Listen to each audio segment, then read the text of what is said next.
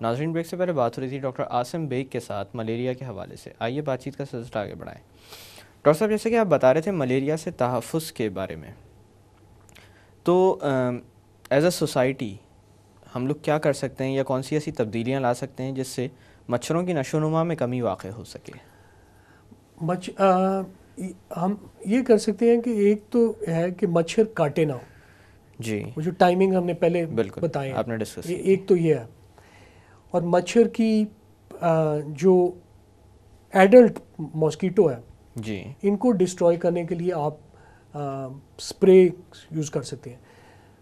ایک ٹیکنیک ہے Indore residual spring, جو دیواروں پہ یہ اسپرے کر دیتے ہیں، وچ از ویری لانگ ایکٹنگ، اور مچھر جب اس پہ بیٹھتا ہے وہ مر جاتے ہیں.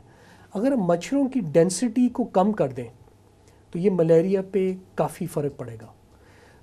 اور دوسرا جو ہے، جو پانی ہے جی گاؤں کے اندر، یا آپ چلے جائیں کوئی ہمارے کراچی بہت کے ساری اندر، جگہوں آپ پر روڈ جہاں سائڈ پہ پانی ہے، ہوتا ہے جمع. ڈرینیج ہماری اوپن ڈرینیج سسٹم ہے، پانی کلیکٹ کرتا ہے ٹبز میں، پلاسٹک وہ جو واٹر ٹینکس ہیں بالکل ان کو آپ کور کریں.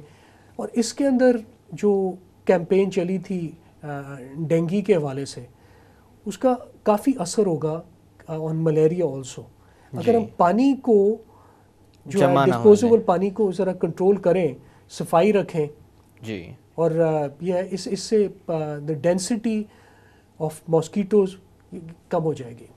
ڈاکٹر صاحب، کوئی پیغام دینا چاہیں گے آپ عوام کو؟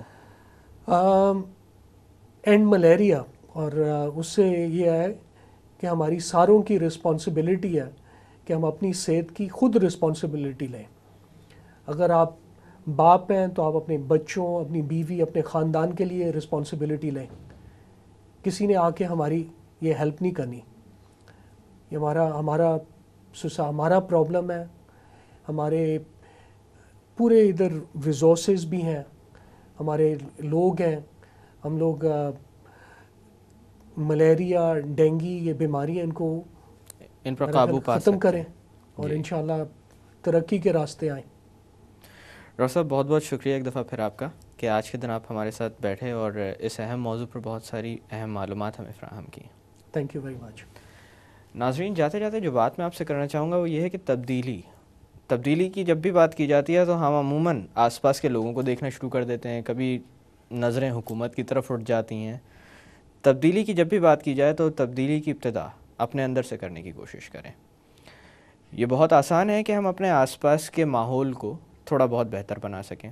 اس میں جتنا بھی کردار ہم ادا کریں گے، آبویسلی جب ہمیں دیکھ کر اور لوگ ہماری طرح سے اپنی طرز زندگی کو تبدیل کرنا شروع کریں گے تو ایز اے ہول یہ ایک بہتر امپیکٹ ہوگا.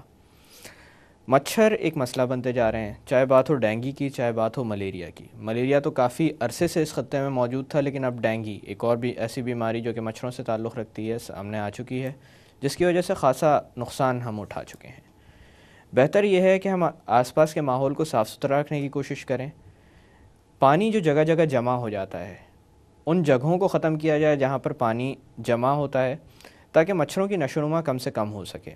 اسی طرح سے اپنی صحت کو دیکھتے ہوئے، اور جو چیز بہت ساری ایسی چیزیں آتی ہیں جن سے مچھروں سے تحفظ ممکن ہے. مثال کے طور پر باڈی کے اوپر لگانے والے ایسے لوشنز بھی آتے ہیں، کوئلز، میٹس، ویپرائزرز.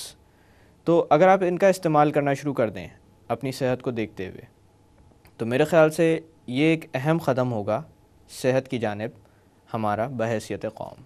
انہی الفاظ کے ساتھ میں ڈاکٹر اکرام آپ سے اجازت چاہوں گا. اپنا خیال رکھیے گا. اللہ حافظ.